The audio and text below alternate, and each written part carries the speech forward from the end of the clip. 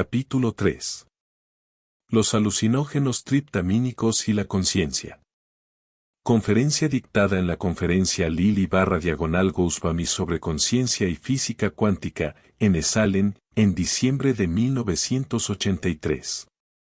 Fue la primera de muchas conferencias en el Instituto Esalen de Big Sur, California.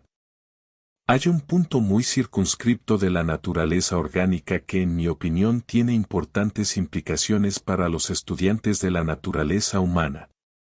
Me refiero a los alucinógenos dimetiltriptamina, DMT, derivada del triptófano, la psilocibina y una droga híbrida que utilizan los aborígenes de la selva tropical de América del Sur, llamada ayahuasca. Esta última es una combinación de dimetiltriptamina y un inhibidor de la monoaminoxidasa que se toma por vía oral. Parece adecuado hablar de estas drogas cuando discutimos la naturaleza de la conciencia y también es apropiado cuando discutimos la física cuántica. Yo interpreto que los mayores fenómenos mecánicos cuánticos que todos experimentamos, aparte del despertar de la conciencia en sí, son los sueños y las alucinaciones. Estos estados, al menos en el reducido sentido que me concierne, ocurren cuando se restringe la enorme cantidad de las diversas clases de radiación que convergen en el cuerpo por los sentidos. Vemos entonces imágenes y procesos interiores que son psicofísicos. Estos procesos definidamente se realizan al nivel de la mecánica cuántica. Como John Smeathis, Alexander Shulgin y otros han demostrado, hay una correlación de la mecánica cuántica y la alucinogénesis. En otras palabras, si un átomo de un anillo molecular de un compuesto inactivo se mueve, el compuesto se vuelve enormemente activo. Se trata para mí de una perfecta prueba del encadenamiento dinámico al nivel formativo entre la materia descrita por la mecánica cuántica y la mente. Los estados alucinatorios pueden ser inducidos por una variedad de alucinógenos y anestésicos disociativos y por experiencias como el ayuno y otro tipo de pruebas extremas. Pero lo que hace especialmente interesante a la familia de los compuestos triptamínicos es la intensidad de las alucinaciones y la concentración de actividad en la corteza visual. Hay una intensidad enorme de los paisajes interiores, como si la información estuviera presentándose tridimensionalmente y se desenvolviera en una cuarta dimensión, codificada como luz y superficies desenvolventes. Cuando uno enfrenta estas dimensiones, uno se convierte en parte de una relación dinámica con la experiencia mientras trata de decodificar lo que se está diciendo. Es un fenómeno que no es nuevo. A lo largo de la historia la gente ha estado más tiempo hablando con los dioses y los demonios que sin hacerlo. Solamente la vanidad de las sociedades científicas y tecnológicas post-industrials nos ha llevado a proponer siquiera algunas de las preguntas que nos parecen tan importantes. Por ejemplo, el contacto con extraterrestres es uno de los casos típicos de intento de desviar la atención, pues se basa sobre premisas que parten de suposiciones que se reconocen como falsas con solo un momento de reflexión. La búsqueda expectante de una señal de radio de una fuente extraterrestre es probablemente una conjetura ligada a nuestra cultura con tantas probabilidades de éxito como encontrar un buen restaurante italiano en la galaxia, y sin embargo se eligió este como el camino para establecer un contacto posible. Mientras tanto hay gente en todo el mundo, psíquicos, chamanes, místicos, esquizofrénicos, cuyas cabezas están llenas de información que se clasifica a priori como sin importancia, incoherente o loca. Solo se acepta como una señal lo que es reconocido a través de la vía del consenso y como tal sancionado como instrumento seguro. El problema es que actualmente estamos tan inundados de señales, estas otras dimensiones, que hay demasiado ruido en el circuito. No es demasiado difícil escuchar una voz dentro de nuestra cabeza.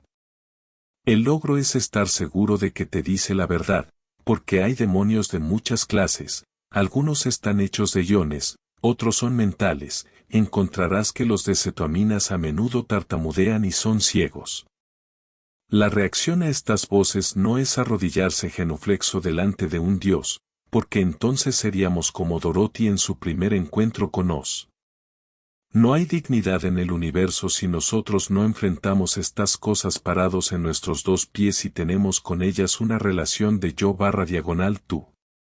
Uno tiene que decirle al otro, dices que eres omnisciente, omnipresente, o dices que provienes de Zeta Reticuli. Hablas mucho, pero, ¿qué puedes mostrarme? Los magos, la gente que invoca estas cosas, siempre entendió que uno debe ir a tales encuentros con todas las luces prendidas.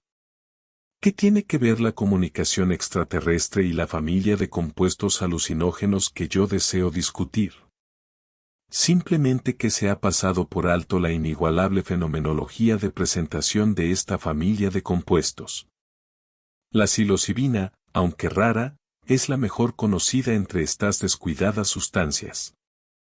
En la mente del público no informado y ante la ley, se apila junto con la dietilamida del ácido lisérgico, LSD, y la mescalina, cuando, en efecto, cada uno de estos compuestos es un universo fenomenológicamente definido en sí mismo.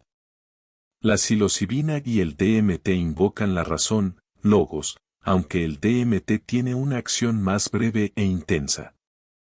Esto es, trabajan directamente sobre los centros del lenguaje, por lo cual el diálogo interior es una parte importante de la experiencia. Tan pronto como uno se da cuenta de esto, tanto respecto de la psilocibina como de las triptaminas en general, tiene que decidir si entrar en el diálogo o no y tratar de encontrar el sentido de las señales percibidas. Yo lo he intentado. Yo me considero a mí mismo un buscador en lugar de un científico porque el área que exploro abarca datos insuficientes para sustentar aún la fantasía de ser una ciencia. Estamos en una situación similar a la de los exploradores que exploraban, mapeaban, un río y solo podían indicar otras corrientes de agua que confluían en él. Tenemos que dejar muchos ríos sin reconocer y sin poder decir nada sobre ellos. Esta baconiana colección de información sin presuposiciones sobre aquello a lo que eventualmente nos pueda conducir me ha empujado a una serie de conclusiones que no anticipaba. Puedo tratar de recordar y de ese modo explicar esto, porque al reproducir las experiencias pasadas surgen las cuestiones. Mi primera experiencia con DMT data de 1965. Aún entonces era un compuesto inusual. Muy poca gente se familiarizó con él porque vivimos en una sociedad completamente obsesionada con toda clase de sensación imaginable y adoradora de toda clase de terapia, de cada intoxicación y cada combinación sexual imaginable y de todo tipo de abuso de la prensa y otros medios. Pero aunque podamos ser muy hedonistas o perseguidores de lo raro, podemos encontrar que la DMT es demasiado. En español se suele decir bastante y muchos bastante llevan a demasiado. Cuando se fuma, el comienzo de la experiencia aparece en unos 15 segundos. Inmediatamente se cae en trance. Uno cierra los ojos y oye un sonido como si se desgarrara celofán, como si alguien arrugara una lámina de plástico y la lanzara lejos. Un amigo mío sugería que se trataba de nuestra entelequia radial arrancándose de la matriz orgánica. Se oye un ruido ascendente. También está presente la cualidad alucinatoria, la movilidad cambiante de las figuras geométricas que varían de colores. En el lugar de la actividad sináptica, todas las ligaduras están siendo ocupadas y uno experimenta la modalidad del cambio, shift, durante unos 30 segundos. En tal momento se llega a un lugar indescriptible, un espacio que se siente como subterráneo, de alguna manera aislado y con forma de cúpula. En fin que ese espacio recibe el nombre de merry-go-round, la palabra round es espacio en alemán, y merry-go-round es la expresión inglesa que traducimos como calecita. El lugar está, de hecho, girando y en ese espacio uno se siente como un niño, aunque uno ha llegado a algún lugar en la eternidad. La experiencia me recuerda siempre el segmento 24 de Heráclito, el infinito es un niño que juega con globos de colores. Uno llega a ser no solo el infinito que juega con los globos de colores sino que también se reúne con las entidades. En el libro que escribimos conjuntamente con mi hermano, The Invisible Landscape, el paisaje invisible, yo los describo como enanos máquina autotransformadores. Son entidades que se contorsionan dinámicamente en módulos topológicos distinguiéndose del fondo que los rodea, el cual a su vez está en transformación continua. Son entidades que me recuerdan a los Munchkins de la película El Mago de Oz, cuando aparecen portando el certificado de la muerte de la bruja del este y cantan con una voz aguda un versito sobre estar absoluta y completamente muerta. Cuando llegan los Munchkins de la triptamina, estas sobredimensionales entidades, estos enanos máquina nos inundan de amor.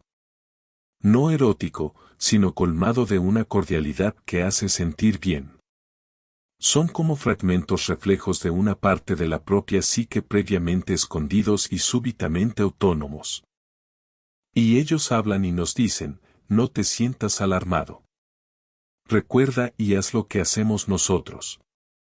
Una de las interesantes características del DMT es que a veces nos inspira miedo, esto marca la experiencia como existencialmente auténtica. Una de las formas de evaluar un compuesto es observar cuánto desea el sujeto de la experiencia someterse a la segunda prueba. Un toque de terror confiere validez a la experiencia porque significa, esto es real. Somos equilibrados, leemos las publicaciones, conocemos las dosis máximas, la dosis letal 50 y todo lo demás. Pero a pesar de eso es tan grande la fe que uno tiene en la mente que cuando uno está bajo el efecto siente que las reglas de la farmacología no se aplican y que el control de la existencia en ese plano es realmente un problema de enfoque de la voluntad y buena suerte. No quiero decir que haya algo intrínsecamente bueno en el terror. Digo que, dada la situación, si uno no se aterroriza es porque está un poco fuera de contacto con la dinámica total de lo que pasa.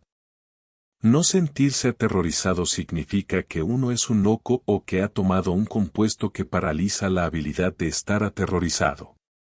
No tengo nada contra el hedonismo y ciertamente yo saco algo de ello.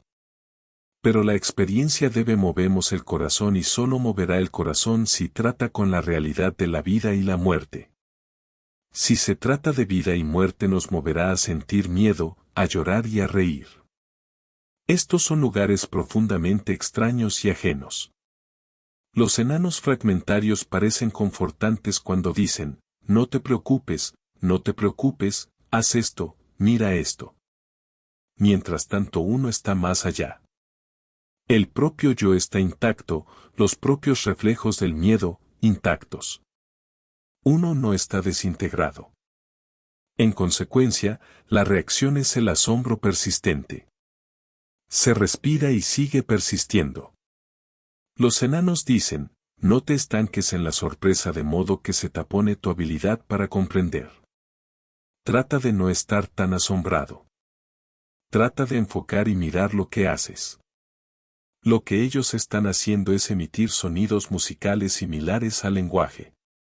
Son sonidos que pasan sin un momento cuantificado de distinción, como dijo Filón que haría el logos cuando llegara a ser perfecto, de las cosas escuchadas a las cosas contempladas. Uno escucha y nota un lenguaje de significado extraño que está transfiriendo información extraña que no puede ser vertida a la lengua que nos es propia. Como monos que somos, cuando encontramos un objeto translingüístico se activa una especie de disonancia cognitiva en nuestro cerebro hendido. Tratamos de verter lenguaje sobre el objeto, que se desliza como el agua en las plumas del pato.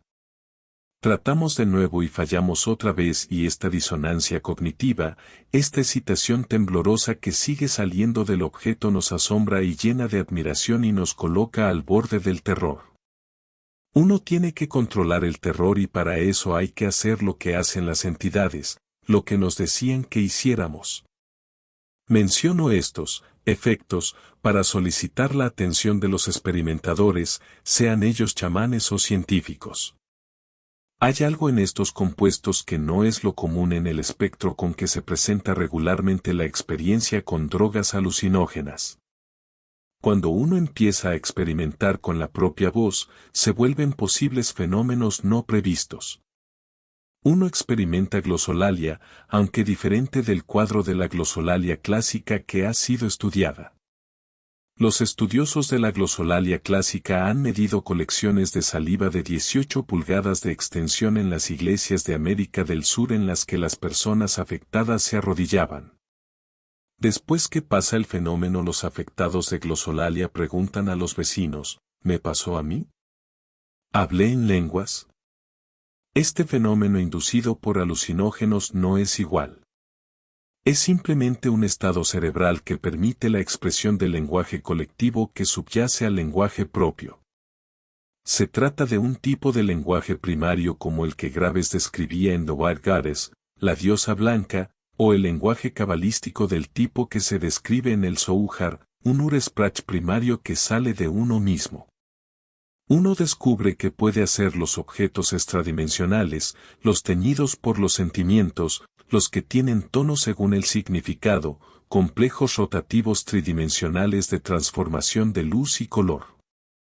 Saber esto es sentirse como un niño. Uno está jugando con los globos de colores. Uno ha devenido la eternidad. Esto me sucedió a mí 20 segundos después de fumar DMT, un día particular de 1966. Quedé aterrado. Hasta entonces yo creía que mis categorías ontológicas estaban intactas. Antes había tomado LSD, pero esto sobrevino como un rayo inesperado. Yo bajé y dije, lo dije tantas veces, no lo puedo creer, es imposible, completamente imposible. Para mí había un lapso en el conocimiento comprobado en el aquí y el ahora, alejado por muchos cuantos, hay un universo de ebulliente inteligencia activa que es transhumana, hiperdimensional y excesivamente extraña. Yo lo llamo el logos, la sabiduría, no abro juicios.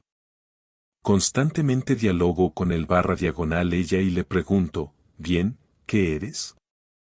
¿Algún tipo de conciencia difusa que se encuentra en el ecosistema terrestre? ¿Eres un dios o un extraterrestre? Muéstrame lo que sabes.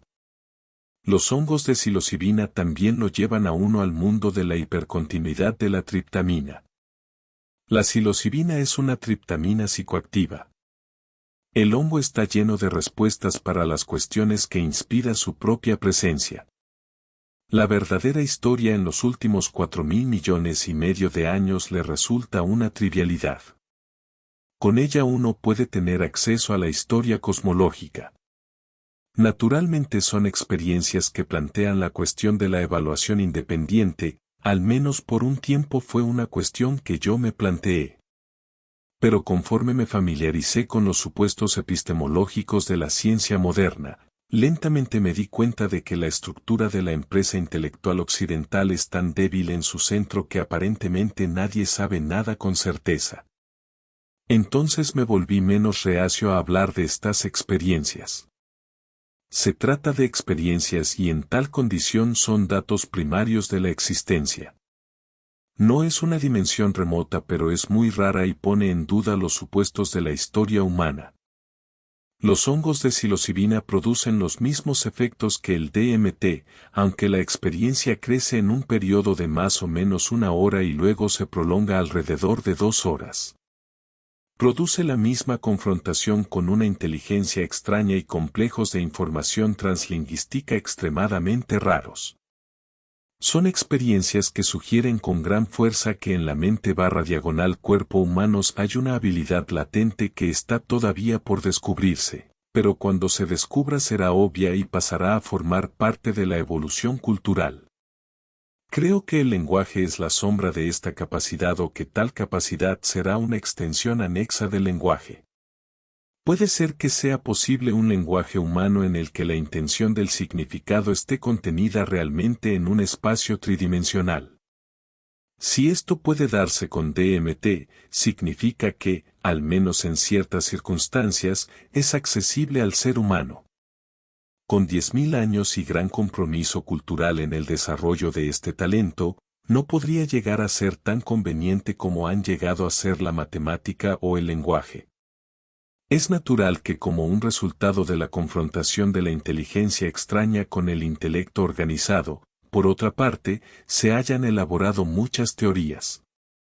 La que yo publiqué en Psilocybin, The Magic Mushroom Grower's Guide, Psilocibina, Guía para el cultivo del hongo mágico, sostiene que el hongo es de origen extraterrestre. Sugiero que el hongo Stropharia cubensis fue una especie que no evolucionó en la Tierra. Dentro del trance producido por el hongo, fui informado que una vez que una cultura ha completado su conocimiento de su información genética, se reingenieriza a sí misma para sobrevivir. La versión de la reingenierización de la Stropharia cubensis es la estrategia de una red de micelios cuando se encuentra en contacto con superficies planetarias y la estrategia de la dispersión de esporos como un medio de diseminarse a lo ancho de la galaxia. Aunque me preocupa la forma en que el teorema de la no localización de Bell es llevado y traído, el intelecto extraño parece, por otra parte, estar en posesión de un enorme cuerpo de información referida a la historia de la galaxia. Ellos dicen que no hay nada inusual al respecto, que la concepción humana sobre la inteligencia organizada y la dispersión de vida en la galaxia se ligan irremediablemente a determinada cultura y que la galaxia ha sido una sociedad organizada por miles de millones de años. La vida evoluciona bajo tan diversos regímenes químicos, de temperatura y presión, que la búsqueda de un extraterrestre que se siente a conversar con uno está condenada al fracaso. La mayor dificultad en la búsqueda de extraterrestres es el reconocimiento. El tiempo tiene tal vastedad y las estrategias evolutivas y ambientales son tan variadas que el truco es saber si se está en contacto. La Stropharia cubensis, si uno ha de creer lo dicho en alguna de esas ocasiones, es un simbionte y desea una simbiosis mayor con la especie humana. Alcanzó al humano temprano por simbiosis con el ganado domesticado y de ese modo con los hombres nómades. Como las plantas que hombres y mujeres cultivaban y los animales que criaban, el hongo fue capaz de asimilarse a la familia del hombre de modo que donde fueran los genes humanos transportaban a estos otros genes. Pero los cultos clásicos del hongo en México fueron destruidos por la llegada de la conquista española. Los franciscanos se apropiaron la teofagia como monopolio absoluto. En el Nuevo Mundo encontraron un hongo llamado Teonancat, la carne de los dioses. Se pusieron a trabajar y la Inquisición fue capaz de arrinconar la vieja religión hasta las montañas de Oaxaca, de modo que solo sobrevivía en pocos villorrios cuando Valentina y Gordon Wasson lo encontraron en la década de los 50. Hay otra metáfora. Uno tiene que equilibrar estas explicaciones. Ahora parecerá que yo no clasificara al hongo como extraterrestre. En su lugar puede ser que, últimamente he llegado a sospecharlo, el alma humana esté tan alienada de nosotros mismos en nuestra presente cultura que la tratamos como extraterrestre. Para nosotros la cosa más extraña en el cosmos es el alma humana. Los aliens extraños, estilo Hollywood, pueden llegar a la Tierra mañana y el trance del DMT continuaría siendo lo más raro y seguiría conteniendo la promesa de información más útil para el futuro humano. Tan intenso es. La ignorancia forzó al culto del hongo a esconderse. La ignorancia quemó las bibliotecas del mundo helenístico de épocas tempranas y dispersó el conocimiento antiguo, sacudiendo la maquinaria estelar y astrológica que había funcionado por centurias. Por ignorancia me refiero a la tradición helenística, judeo-cristiana. Los herederos de esta tradición construyeron un mecanismo de triunfo. Fueron ellos quienes más tarde cumplieron los sueños de los alquimistas de los siglos XV y XVI y del siglo X, con la transformación de los elementos y el descubrimiento del trasplante de genes. Pero entonces, después de conquistar el Nuevo Mundo y llevar sus pueblos a la fragmentación cultural y la diáspora, se encontraron accidentalmente con el cuerpo de Osiris, el cuerpo condensado de Eros, en las montañas de México, donde Eros se había retirado a la llegada de los Cristos. Y al encontrar el hongo, lo desataron. Philip K. Dick discute, en una de sus últimas novelas, Valis, la prolongada hibernación del Logos, la sabiduría.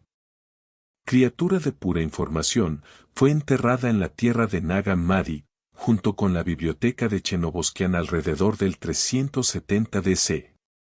Como dato estadístico, existió allí hasta 1947, cuando se tradujeron los textos y se leyeron.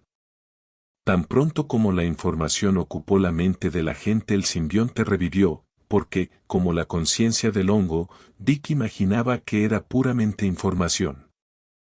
La conciencia del hongo es la conciencia de otro en el hiperespacio, lo que significa en los sueños y en el trance de la psilocibina, en el quantum de la existencia, en el futuro humano y después de la muerte.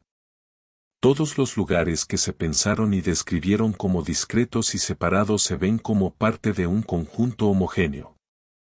La historia es una marca sobre 10 a 15.000 años desde el nomadismo hasta los platos voladores. Esperemos que sin ruptura del sobre que envuelve al planeta, daño que podría producir un aborto en lugar de un nacimiento y nos haría permanecer como brutos prisioneros de la materia.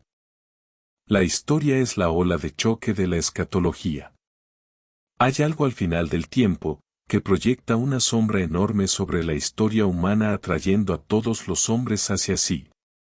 Todas las guerras, las filosofías, las violaciones, los saqueos, las migraciones, las ciudades, las civilizaciones, todo esto ocupa un microsegundo del tiempo geológico, planetario y galáctico mientras los monos reaccionan al simbionte que está en el ambiente, el que suministra información a la humanidad sobre un cuadro más amplio. No pertenezco a la escuela que quiere atribuir todas nuestras realizaciones al conocimiento que nos han dado los amistosos extraños. Estoy describiendo algo que espero sea más profundo que eso. Conforme los sistemas nerviosos evolucionan a niveles cada vez más altos, se acercan más y más a comprender la situación de la que forman parte. Y la verdadera situación en la que nos encontramos incrustados es un organismo, una organización de inteligencia activa de escala galáctica. La ciencia y la matemática pueden estar ligadas a la cultura.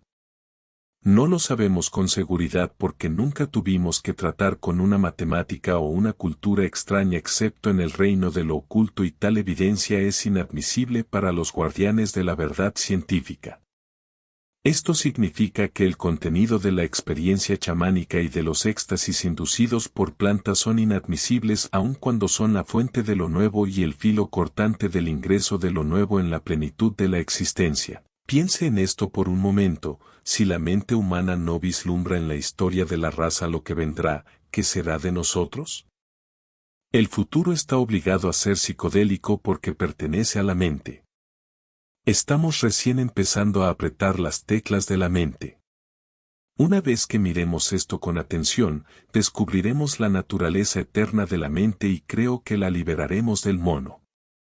Mi visión del futuro es que exteriorizaremos el alma e internalizaremos el cuerpo, de modo que el alma existirá como una lente superconductora de materia translingüística generada fuera del cuerpo de cada uno en la juntura crítica de nuestro bar mitzvah psicodélico. De allí en adelante seremos de alguna manera eternos en la matriz de estado sólido de la lente translingüística que habremos llegado a ser. La propia imagen corporal existirá como la transformación de una onda holográfica mientras uno juega en los campos del Señor y habita los campos elíseos. Otros monos inteligentes han caminado sobre el planeta. Los exterminamos y ahora somos únicos, pero lo que está suelto en este planeta es el lenguaje, los sistemas de información autorreplicada que reflejan las funciones del ADN, aprendizaje, codificación, modelación, grabación, probar, reprobar, recodificación contra las funciones del ADN. Entonces, otra vez, el lenguaje puede ser una cualidad de un orden enteramente distinto. Cualquier cosa que el lenguaje sea, está ahora en nosotros, monos, pasando a través de nosotros, fuera de nuestras manos, hacia la noosfera con la cual nos hemos rodeado a nosotros mismos. El estado inducido por la triptamina parece ser en un sentido, transtemporal. Es una anticipación del futuro. Es como si la metáfora de Platón, que el tiempo es la imagen en movimiento de la eternidad, fuera verdad. El éxtasis de la triptamina es un paso al costado de la imagen en movimiento y hacia la eternidad del permanecer ahora, nunc stans de Santo Tomás de Aquino. En ese estado, toda la historia humana conduce hacia el momento culminante. La aceleración es visible en todos los procesos que nos rodean. El fuego se descubrió hace varios millones de años. El lenguaje apareció unos 35.000 años atrás. Las medidas, hace unos 5.000 años. Galileo apareció hace 400 años. Entonces vinieron Watson y Crick y el ADN. Lo que evidentemente está pasando es que todo está convergiendo. Por otra parte, la descripción que nuestros físicos nos dan del universo, que ha durado miles de millones de años y durará miles de millones en el futuro, es una concepción dualista, una proyección inductiva sin sofisticación cuando se aplica a la naturaleza de la conciencia y el lenguaje. La conciencia es de alguna manera capaz de colapsar la condición del vector y por lo tanto causar que la materia de la existencia esté sujeta a lo que Alfred North Whitehead llamó la formalidad de estar realmente ocurriendo. Acá se produce el comienzo de una comprensión de la centralización de los seres humanos. Durante los últimos 500 años las sociedades occidentales han estado en una curva de descentralización, llegando a la conclusión de que la Tierra no es el centro del universo y el hombre no es el amado de Dios. Nos hemos movido hacia la periferia de la galaxia, cuando la realidad es que el material más ricamente organizado en el universo es la corteza cerebral humana y la experiencia más densa y más rica en el universo es la que usted tiene justamente ahora. Todo tendría que formar una constelación que circunscribiera el yo perceptivo. Estos son los datos primarios. El yo perceptivo bajo la influencia de las plantas alucinógenas da información que difiere totalmente de los modelos que heredamos de nuestro pasado, y son dimensiones que existen. En un nivel esta información es materia de escasa consecuencia, porque muchas culturas han entendido esto por milenios. Pero las modernas generaciones estamos tan grotescamente alienadas y fuera de lo que realmente es vital que nos resulta una revelación sentir, en cierto modo abstracto, el poder del mito o el ritual. Esta forma de aprenderlo es un proceso hiperintelectualizado e insatisfactorio. Como expliqué, soy un explorador en lugar de un científico. Si yo fuera único, ninguna de mis conclusiones tendría significado fuera del contexto de mí mismo. Mis experiencias, como las suyas, tienen que ser más o menos una parte de la condición humana. Algunas personas tienen más facilidad para esta exploración que otras, y estos estados pueden ser difíciles de lograr, pero forman parte de la condición humana. Hay pocas claves sobre la existencia de estos puntos extradimensionales. Si el arte procura imágenes que vienen del otro, de la sabiduría hacia el mundo, delineando ideas en la materia, ¿por qué no encontramos en la historia lo que los viajeros psicodélicos han experimentado en totalidad?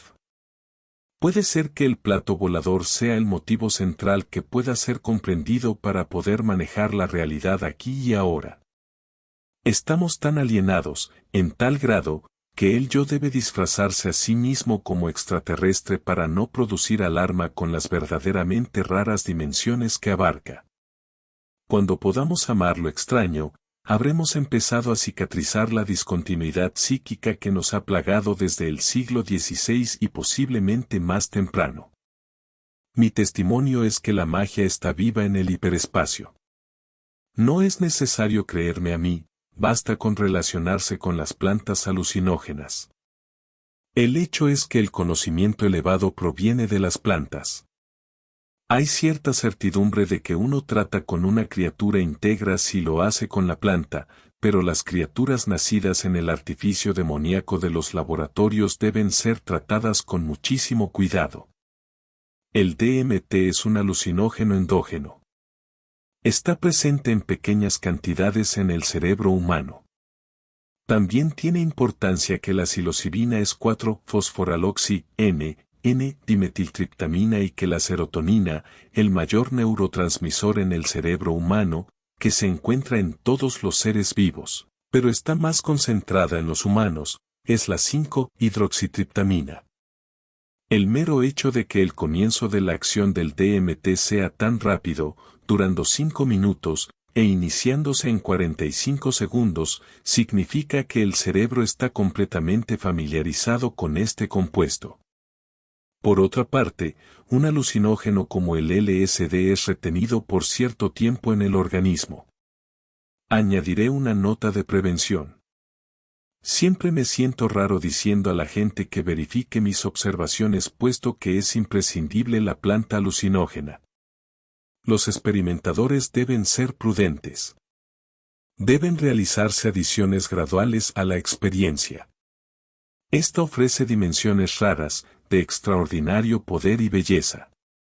No hay una regla fija para evitar que la experiencia lo sobrepase a uno, pero se debe ser prudente y tratar siempre de buscar la correlación de las experiencias en la historia de la raza y en los logros filosóficos y religiosos de la especie. Todos los compuestos son potencialmente peligrosos y todos, en dosis suficientes o repetidas en el tiempo, implican riesgos. La biblioteca es el primer lugar al cual recurrir cuando se intenta tomar un compuesto nuevo. Necesitamos toda la información disponible para navegar por dimensiones que son profundamente desconocidas y ajenas. Yo he estado en Konarak y visitado Bhubaneswar. Estoy familiarizado con la iconografía hindú y colecciono tankas. Encontré similitudes entre mis experiencias con LSD y la iconografía del budismo mahayana. Pero lo que me sorprendió fue la total ausencia de motivos del DMT. No está allí. No está en ninguna tradición que me resulte familiar. Hay un cuento muy interesante de Jorge Luis Borges que se llama La secta del Fénix. Permítaseme recapitularlo. Borges comienza escribiendo, no hay grupo humano en el que no aparezcan miembros de la secta. También es verdad que no hay persecución o rigor que no hayan sufrido y perpetrado. Continúa. El rito es la única práctica religiosa observada por los sectarios. El rito constituye el secreto. Este secreto es transmitido de generación en generación. El acto es en sí trivial, momentáneo, y no requiere descripción. El secreto es sagrado, pero siempre es algo ridículo, su realización es furtiva y el adepto no habla de él. No hay palabras decentes para nombrarlo, pero se comprende que todas las palabras lo nombran o más bien inevitablemente aluden a él. Borges no dice nunca explícitamente cuál es el secreto, pero sí uno conoce la otra historia. El Aleph puede ponerlas juntas y darse cuenta que el Aleph es la experiencia del secreto del culto del Fénix. En la Amazonía, cuando el hongo nos revelaba su información y nos elegía para diversas tareas, le preguntamos, ¿por qué nosotros? ¿Por qué tenemos que ser embajadores de una especie extraña ante la cultura humana? Y la respuesta fue, porque tú no crees en nada. Nunca diste tu fe a nadie. La secta del Fénix, el culto de esa experiencia, quizás sea milenario pero no ha sido traído a la luz donde corren los carriles de la historia. El uso prehistórico de las plantas estáticas del planeta no es comprendido enteramente. Hasta hace poco tiempo el consumo del hongo de la psilocibina estaba confinado al Istmo Central de México. La especie Stropharia cubensis, que contiene psilocibina, no se conocía en el uso arcaico del chamanismo en ninguna parte del mundo. El DMT se ha usado en la Amazonía durante milenios, pero por culturas muy primitivas, usualmente cazadores-recolectores. Yo estoy frustrado por lo que llamo el efecto de agujero negro, que parece rodear el uso del DMT. Un agujero negro causa una curvatura del espacio de forma tal que la luz no puede dejarlo, y puesto que no salen señales, no hay información. Dejemos de lado si en la práctica de observar agujeros negros esto es verdad. Tomémoslo como una metáfora. Intelectualmente, el DMT es como un agujero negro porque una vez que uno sabe de él, es muy difícil para los demás entender de qué hablamos. No nos oyen. Cuanto más pueda uno articular de qué se trata, menos entienden los demás. Por eso creo que la gente que alcanza la iluminación permanece silenciosa, porque no la comprendemos. ¿Por qué el éxtasis por la triptamina no ha sido estudiado por científicos, investigadores u otros? No lo sé, pero lo propongo a vuestra atención. La tragedia de nuestra situación cultural es que no tenemos tradición chamánica. El chamanismo consiste primariamente en técnicas, no en rituales. Es un conjunto de técnicas trabajadas durante milenios que hacen posible, aunque no para cualquiera, la exploración de estas áreas. Se notan y estimulan los individuos con predisposiciones. En las sociedades arcaicas donde prospera el chamanismo como institución, los signos son fácilmente reconocidos: singularidad, particularidades, rarezas. La epilepsia es muchas veces una firma en sociedades preliteratas, también la capacidad de sobrevivencia a una prueba extrema de una manera inesperada. Por ejemplo, personas que sobreviven al rayo se consideran especialmente capaces. Alguien que padece enfermedades gravísimas y sobrevive después de semanas y semanas de lucha, es considerado con fuerza anímica para ser chamán. Los aspirantes a chamanes deben tener algún signo de fuerza interior o hipersensibilidad al estado de trance. Viajando alrededor del mundo encontré que una característica notable entre ellos es su gran capacidad de concentración. Usualmente el chamán es un intelectual y se encuentra alienado de la sociedad. Un buen chamán se da cuenta de quién es usted y dice: aquí hay alguien con quien vale la pena hablar. La literatura antropológica presenta siempre a los chamanes como enraizados en una tradición, pero cuando se les conoce resultan ser muy sofisticados sobre lo que hacen. Son los verdaderos fenomenólogos del mundo. Conocen la química de las plantas y siguen llamando espíritus a estos campos de energía. Escuchamos la palabra espíritus a través de una gran disminución de significados que son peores que no comprender. El chamán habla de espíritus del modo que un físico habla de cuantos, son dialectos técnicos para conceptos muy complicados. Es posible que haya linajes de chamanes, al menos en cuanto a los casos del uso de alucinógenos, porque las habilidades del chamán son determinadas en cierto grado por la cantidad de lugares de recepción activa que presenta el cerebro, facilitando la experiencia. Algunos reclaman tener estas experiencias en forma natural, pero yo no estoy convencido por las evidencias. Lo que es efectivo para mí es lo que pueden demostrarme. Siempre pregunto, ¿qué puede mostrarme? Finalmente, en el Amazonas los informantes contestaban: llevemos los machetes y caminemos un trecho para ubicar una enredadera, hervirla y mostrarle lo que podemos mostrarle. Aclaro. En estas sociedades de las que hablo, muere mucha gente por todo tipo de causas. La muerte es realmente mucho más frecuente entre ellos que en nuestra sociedad. Quienes son epilépticos y no mueren llaman la atención del chamán y son entrenados en respiración, el uso de las plantas y otras cosas. La realidad es que no sabemos realmente lo que hacen. Estos sistemas de información secreta no han sido bien estudiados. El chamanismo no es en estas sociedades tradicionales un trabajo particularmente placentero. Regularmente se despoja al chamán de todo poder político, porque es sagrado.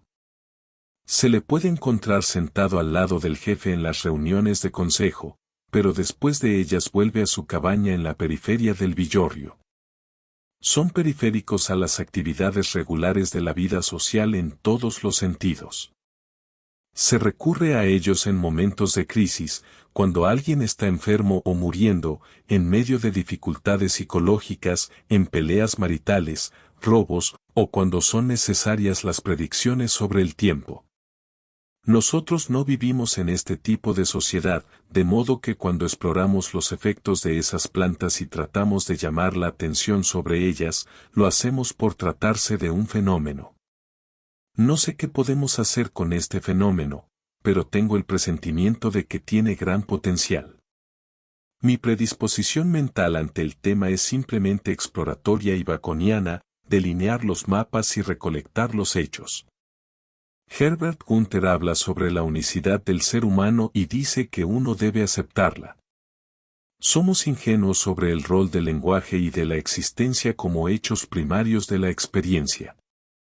¿Cuál es la ventaja de una teoría sobre cómo funciona el universo, si se trata de series de ecuaciones de tensores que, aun cuando se comprendan, no se acercan ni tangencialmente a la experiencia? El único camino intelectual, abstracto o espiritual que merece seguirse es el que construimos sobre nuestra propia experiencia. Lo que el hongo dice sobre sí mismo es que es un organismo extraterrestre cuyos esporos sobrevivieron a las condiciones del espacio interestelar. Tiene un profundo color púrpura, el único que tiene que tener para poder absorber la luz ultravioleta al final del espectro. La cubierta de los esporos es una de las sustancias orgánicas más duras que se conocen, cuya densidad electrónica se acerca a la del metal. ¿Es posible que estos hongos nunca evolucionaran en la Tierra? Eso es lo que la misma Stroparia cubensis sugiere. En el exterior de los esporos pueden formarse corrientes globales. Son muy livianos y por movimientos brownianos capaces de colarse al filo de la atmósfera planetaria. Entonces, por la interacción con partículas energéticas, una pequeña cantidad podría escapar hacia el espacio. Hay que comprender que esto es una estrategia evolucionaria donde solo uno en millones de esporos puede hacer el tránsito entre las estrellas, una estrategia biológica para diseminarse a través de la galaxia sin una tecnología. Desde luego esto sucede en periodos prolongadísimos. Pero si usted piensa que la galaxia tiene, en términos groseros, cientos de miles de años luz de un borde al otro, si algo se moviera solamente a un centésimo de la velocidad de la luz, no se trata de una velocidad tremenda que presente problemas a ninguna tecnología avanzada, podría cruzar la galaxia en 100 millones de años. En este planeta hay vida que tiene 1.800 millones de años. Eso es 18 veces más tiempo que 100 millones. Por lo tanto, mirando la galaxia en tales escalas temporales uno comprende que la penetración de esporos entre las estrellas es una estrategia biológica perfectamente viable. Puede tomar millones de años, pero es el mismo principio por el cual migran las plantas desde un desierto o a través de un océano. No se encuentran hongos en los registros de fósiles anteriores a 40 millones de años atrás.